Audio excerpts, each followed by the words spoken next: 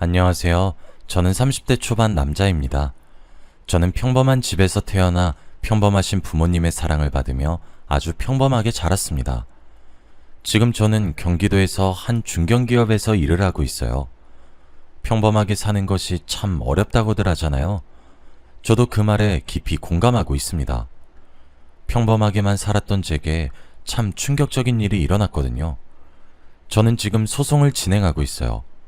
그것도 제가 얼마 전까지만 해도 세상에서 가장 사랑하고 있었던 연인에게 말이죠. 참 어디에다가 말을 하기도 쪽팔리고 한참 마음고생을 하고 있는 상황입니다. 저는 운전할 때 여기 사연을 자주 들어요. 그러다 문득 제 이야기도 한번 해보는 것이 어떨까 하는 생각이 들어서 이렇게 사연을 보내봅니다. 여러분들도 지금 연인 또는 배우자가 있으시겠죠? 여러분들은 연인 또는 배우자의 이성 친구에 대해서 어떻게 생각을 하시나요? 저는 남녀 사이에도 친구가 존재할 수 있다고 생각을 해요. 하지만 이번 일을 계기로 이런 생각은 갖다 집어치우기로 했습니다. 저와 여자친구는 장수 커플이었습니다. 처음 20대 중반에 저희 두 사람은 같은 직장에서 만나게 되었거든요. 입사 동기로 만나게 된 여자친구는 저보다 2살 어립니다. 사내 연애가 참 재미있었어요. 그렇게 몇 년을 잘 만나다가 저는 지금 다니고 있는 기업에서 그 당시 다녔던 직장의 조건보다 2배 정도 더 좋은 조건으로 저를 스카우트했고, 저 또한 제가 성장하라는 데에 의미가 있다 생각하여 지금 다니고 있는 직장으로 정말 수많은 고민 끝에 이직을 하게 되었습니다. 여자친구와 제 본가가 있는 동네라서 정말 많이 망설여졌지만, 그런데 2배에 가깝게 좋은 조건을 솔직히 마다할 수 없더라고요. 그렇게 저는 여자친구와 연애를 하기 시작한 지 5년 정도 만에 장거리로 전환하게 되었습니다. 제 고향과 여자친구가 일을 했던 곳은 대구였어요. 경기도와 대구는 마음을 먹고 기차를 타거나 하면서 만나러 가면 갈만한 정도의 거리입니다. 하지만 직장인들의 일상에서는 솔직히 많이 먼 편이었죠. 저도 여자친구도 둘 다 일을 놓지 않고 일을 하고 있으니까 매주 주말마다 보는 것은 솔직히 체력적으로 힘들었고, 저희가 불타는 화라산 같은 사랑보다는 5년 정도 되니 연탄불같이 은은한 사랑을 하고 있어서 거의 한 달에 한 번 정도의 빈도로 만남을 이어갔어요. 통화는 매우 자주 했고 당연히 연락도 매일 했죠.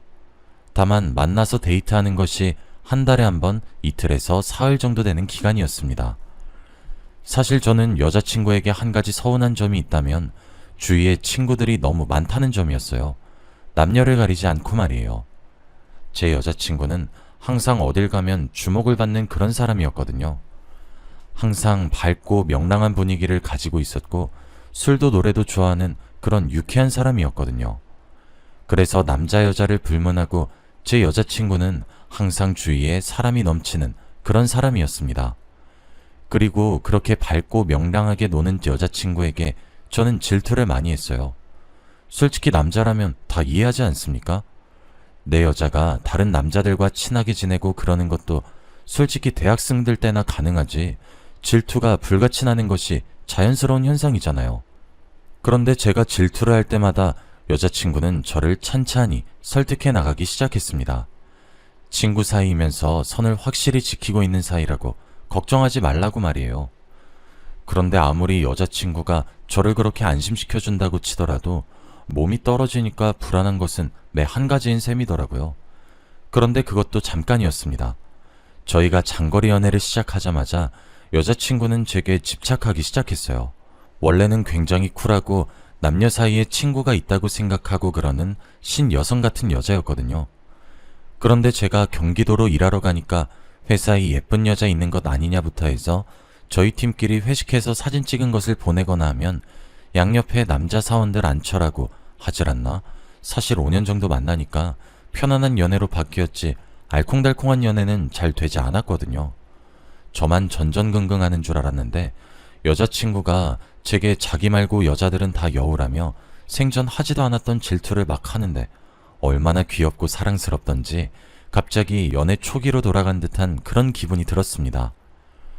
처음엔 갑자기 장거리 연애로 변하게 된 연애에 권태기가 오진 않을지 다소 걱정을 했었는데 오히려 장거리 연애로 바뀌게 되니 제 여자친구는 귀여운 질투쟁이로 변하게 되었고 매일 볼 수 있는 환경에서 한 달에 한 번 또는 많아봤자 2번 정도 만날 수 있게 되다 보니까 서로에게 애틋해지게 되었고 뭔가 저희 관계가 끈끈해지는 듯한 그런 느낌이 들었습니다. 그렇게 2년 더 연애를 하게 되었어요. 저는 그 기간 동안 제 사랑이 정말 더욱더 커지는 듯한 느낌을 받게 되었고 이 여자와 반드시 결혼을 하고 싶고 행복한 가정을 꾸리고 싶다 이런 생각을 하게 되었죠. 제 여자친구는 종종 자신의 로망을 흘리듯 말을 하곤 해요. 여자친구는 노을 지는 바닷가에서 함께 산책하다가 프로포즈 받으면 얼마나 낭만적일까? 하며 제게 말을 흘렸고 지금으로부터 6개월 전 저는 여자친구에게 일몰을 보러 가자고 했고 거기서 사람 많은 꽃다발을 트렁크에서 꺼내고 무릎을 꿇고 반지를 주며 저와 결혼해달라고 프로포즈를 했습니다. 여자친구는 눈물을 글썽거리며 고개를 끄덕였습니다. 아무래도 연애를 한 기간만 7년 가까이 되고 양가 모두 대구에 살다 보니까 상견례를 따로 할 필요는 없었어요. 오랜 기간 동안 서로를 만났던 사이였기에 이미 양가 부모님께서 본인 자식들이 누구를 만나고 있는지 당연히 다 알고 계셨고 저도 여자친구도 각자 상대네 집에 가서 밥을 먹으며 인사를 드리기도 했었거든요. 그렇게 오래 만나더니 이제서야 결혼을 하는 것이냐며 양가에서 쌍수 들고 결혼하는 것을 환영하셨죠. 주위에서도 온통 축하한다는 소리밖에 들리지 않았습니다. 저도 행복했고요. 양가에서는 마치 저희 2사람의 결혼을 기다렸다는 듯이 움직이기 시작하셨습니다. 솔직히 오랜 기간 만나서 그런지 서로 사정을 잘 알고 있었기에 상의할 것이 그렇게 길게 이어지지도 않았을 뿐더러 상의할 것이 그리 많지도 않았습니다. 저는 여자친구가 일을 계속 그곳에서 하고 싶다면 존중할 생각이었고 주말 부부로 살아도 된다고 생각을 하고 있었지만 여자친구는 결혼했으니 본인이 경기도로 이직을 하겠다 하더라고요.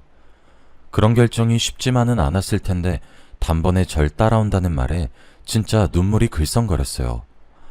아무래도 제 본가도 여자친구의 본가도 둘 다 대구에 거주하고 있었기 때문에 결혼식은 대구에서 치르기로 했고 경기도 제 지인들은 제가 버스를 대절하는 것으로 결정했어요.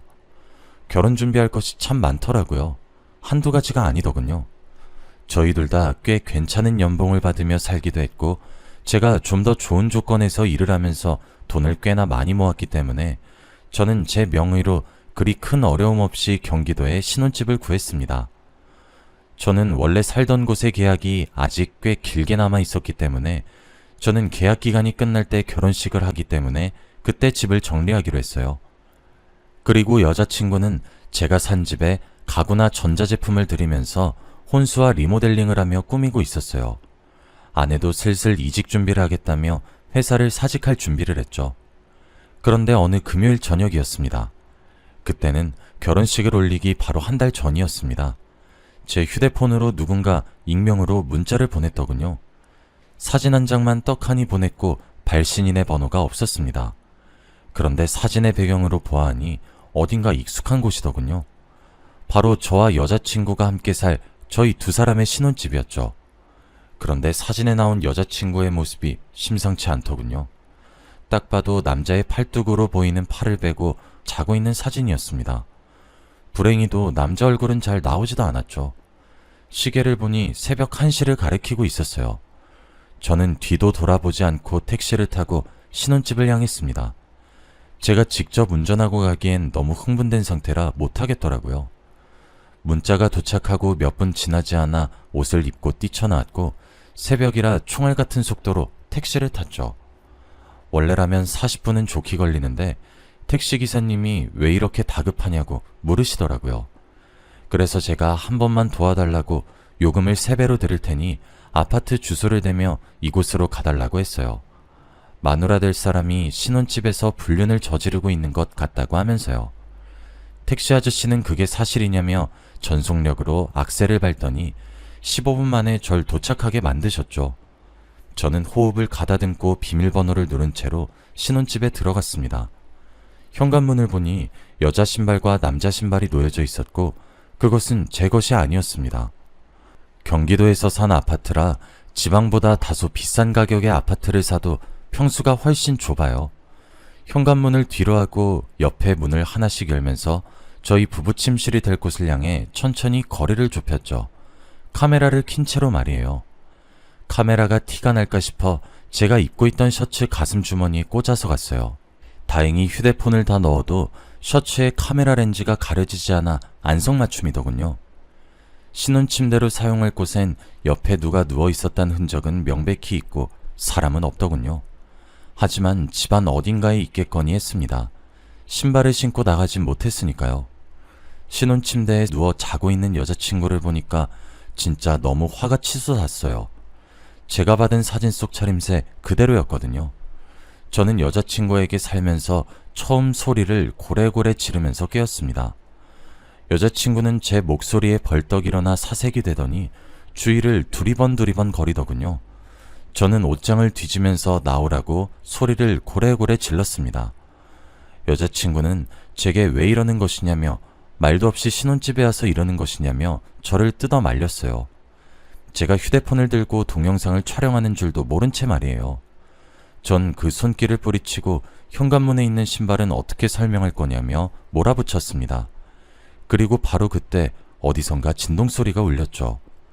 제 휴대폰은 촬영 중이라 울리면 제가 먼저 알았을 것이고 여자친구의 휴대폰은 침대 옆 협탁 위에 올려져 있었습니다. 빠르게 끊어진 진동소리에 여자친구는 사색이 되는 듯 하더니 거실에 나가서 이야기하자 그러더군요.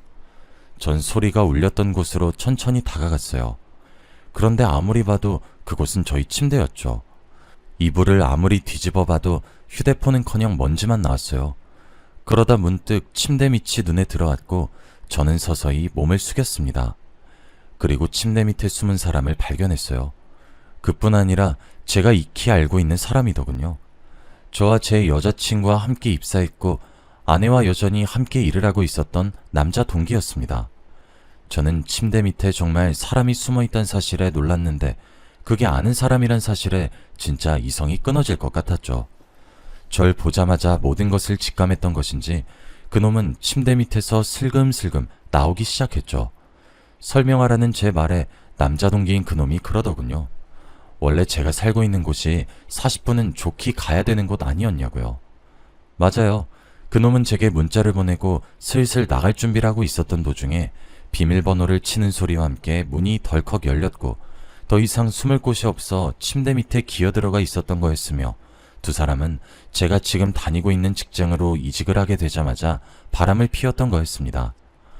여자친구는 옷이나 제대로 축혀 있기나 하지 그 상태 그대로 제게 무릎을 꿇고 싹싹 빌면서 용서해달라 그러고 있고 그 남자 동기에게 쌍욕을 하더군요. 왜 자신의 결혼을 파토내냐고 하면서요.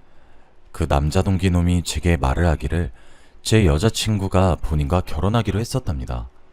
그런데 제가 돈을 좀 더 잘 버니까 절 선택해서 가는 거라고 비아냥대더군요.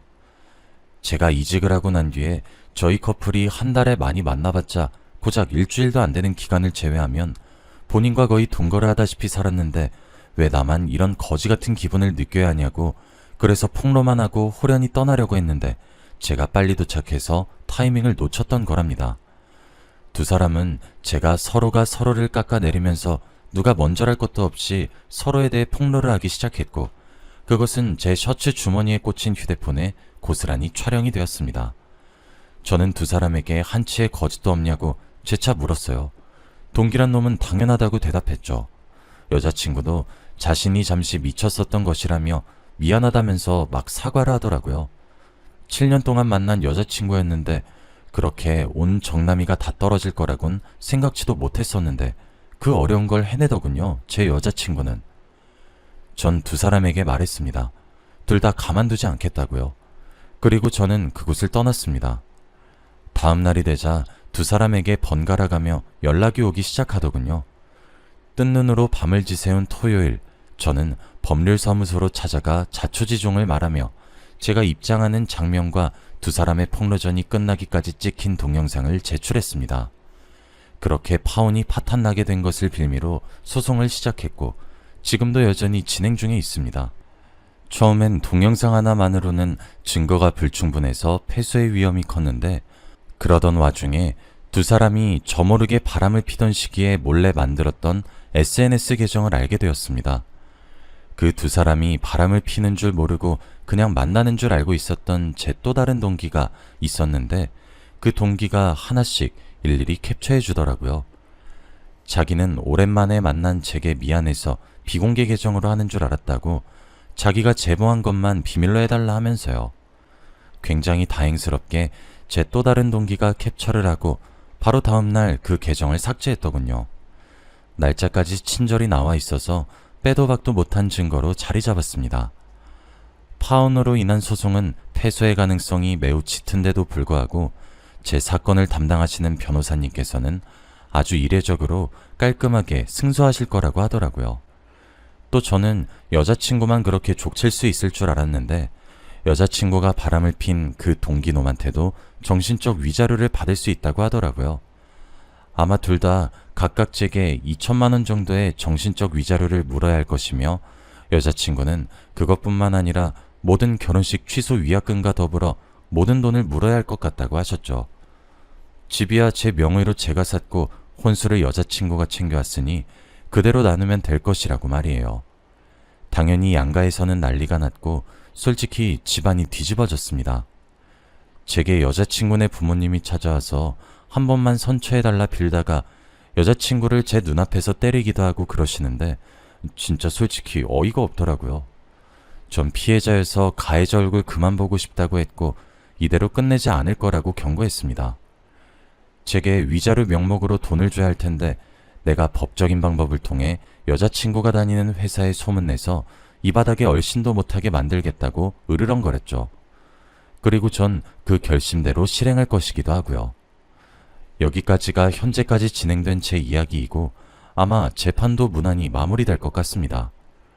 저는 제게 집착하는 여자친구가 다시 사랑에 불이 붙은 귀여운 질투쟁이인 줄로만 알았는데 질투는 개뿔, 먼 눈엔 뭐만 보인다고 본인이 바람을 피우니 저도 그럴까봐 불안했던 거였습니다. 저는 앞으로 이 트라우마를 어떻게 극복해야 할지 무척이나 걱정됩니다.